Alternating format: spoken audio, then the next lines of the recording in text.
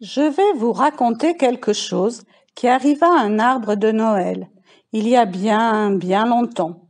Si longtemps que j'ai oublié quand. C'était une veille de Noël.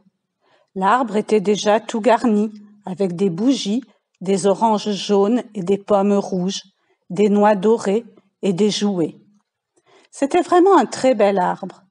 Il était bien tranquille dans le grand salon dont on avait fermé les portes pour empêcher les enfants d'y entrer avant le lendemain. Mais à part les enfants, tous les gens de la maison avaient admiré l'arbre. Minet aussi l'avait vu, avec ses gros yeux verts. Il avait tourné tout autour en regardant partout. Le brave chien de garde l'avait vu aussi. Le canari jaune l'avait bien regardé de ses petits yeux noirs, avant de s'endormir dans un coin de sa cage. Même les petites souris grises, qui avaient si peur du chat, étaient venues donner un coup d'œil à un moment où il n'y avait personne. Mais il y en avait pourtant qui n'avaient pas vu l'arbre. C'étaient les araignées. Vous savez, les araignées vivent dans les coins ensoleillés des greniers et les coins sombres des caves. Et elles avaient bien compté venir voir le beau sapin, tout comme les autres. Malheureusement, juste avant Noël, il y avait eu grand branle-bas de propreté dans la maison. Les servantes avaient couru partout, balayant, cirant, frottant, époussetant, de la cave au grenier. Le balai passait dans les coins et la tête de loup parcourait les plafonds. Les araignées se sauvaient de tous les côtés. Personne ne pouvait rester dans la maison avec un pareil remue-ménage, si bien qu'elles n'avaient pas pu voir l'arbre de Noël. Les araignées aiment savoir tout ce qui se passe et voir tout ce qui peut se voir. Aussi, elles se trouvèrent très ennuyées. À la fin, elles se dirent « Si nous allions auprès du petit Noël, peut-être pourrait-il arranger ça ?» Elles allèrent donc jusqu'à l'enfant Jésus et lui dirent « Cher petit Noël, tout le monde dans la maison a vu l'arbre de Noël, et demain les enfants le verront aussi.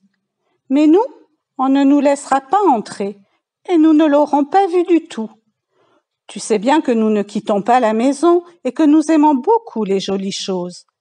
Et on nous a nettoyés. Nous ne pourrons pas le voir, pas du tout. » Le petit Noël eut pitié des petites araignées et il leur permit d'aller voir l'arbre de Noël. Le soir, quand tout le monde fut endormi, il les laissa toutes aller dans le grand salon.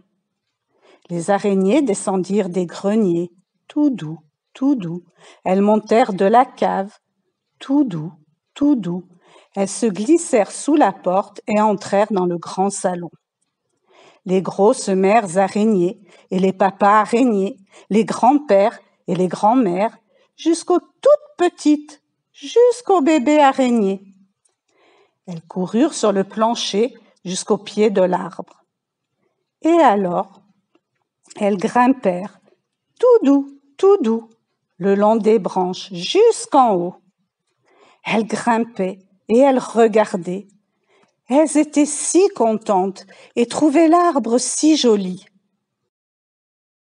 Elles restèrent là et après avoir tout vu, elles retournèrent à la cave ou au grenier, bien contentes. Et comme la nuit de Noël était déjà très avancée, le petit Noël descendit pour bénir l'arbre et mettre les cadeaux dans la cheminée.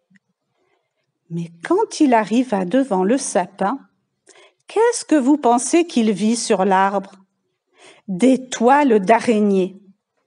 Partout où les araignées étaient passées, elles avaient laissé leurs longs fils de soie. C'était un spectacle bien étrange que celui de ces longs fils gris couvrant toutes les branches. Qu'est-ce que le petit Noël pouvait faire ? Il savait que les mamans n'aiment pas les toiles d'araignée. Oh, mais pas du tout. Un arbre de Noël tout couvert de toiles d'araignée, ça n'irait jamais. Le cher petit Noël réfléchit un instant Puis il toucha l'arbre de son petit doigt, et toutes les toiles d'araignée devinrent comme en or. Elles brillaient, elles étincelaient au travers des branches, et les longs fils dorés pendaient de partout. Et c'était si joli. C'est depuis ce temps-là qu'on met des fils d'or sur les arbres de Noël.